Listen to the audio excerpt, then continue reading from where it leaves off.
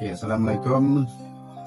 Saya Zulkifli bin Rotali, Pemakanan Pentadbiran SK Pos Perbawah, mengucapkan tahniah kepada guru besar kita, Tuan Haji Kamal Izra, telah dapat bertukar ke SK Talang.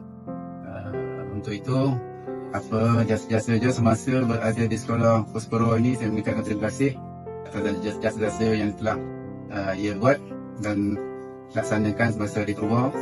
Dan akhir sekali, saya berharap semoga dia maju jaya di sekolah baru dan cemerlang di sekolah baru. Terima kasih. Kesempatan ini saya mengucapkan selamat bertukar kepada Tuan Haji Kamal Izra bin Mak Kasirin, Guru Besar SK Pos Perbawah. Terima kasih atas bimbingan Tuan Haji di sepanjang keberadaan Tuan di sekolah ini, membimbing saya dan rakan guru yang lain. Selamat bertukar, selamat maju jaya di tempat baru. Assalamualaikum. Terima kasih.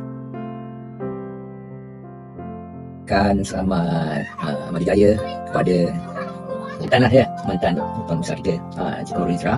Okey, semoga selamat berjaya. Terima kasih atas segalanya, atas sumbangan bakti dan segala atas jasa baik Encik Kamal Izra kepada kita, warga SK Pos Perbawah. Terima kasih. Terima kasih atas bimbingan dan hikmat, nasihat serta takbiran Tuan sebagai guru besar dan melangkah orang yang memacu sekolah kami. Moga sentiasa sihat, ceria dan teruskan usaha dan kesemangat Tuan di tempat yang baru. Allah berkati Tuan Guru Besar kita, Tuan Haji, keluarga, dan Allah berkati kita semua. Amin. Terima kasih. Assalamualaikum bos. Selamat bertugas di tempat baru. Semoga sukses selalu. Bye. Saya ingin mengucapkan selamat hari raya kepada Tuan Guru Besar di tempat yang baru. Terima kasih. Saya ucapkan kepada Guru Besar SK Pos Perbawah kerana telah memberi banyak tunjuk ajar kepada saya, dan dialah orang pertama yang menjemput saya sejak mula berlaku diri di sekolah ini. Saya sangat bersyukur kerana mendapat bimbingan dan tunjuk ajar daripada insan yang sangat hebat. Okey, sekian, terima kasih. Ingin mengucapkan ribuan terima kasih bagi Guru Besar sebab banyak membantu saya sejak saya first posting dekat sini.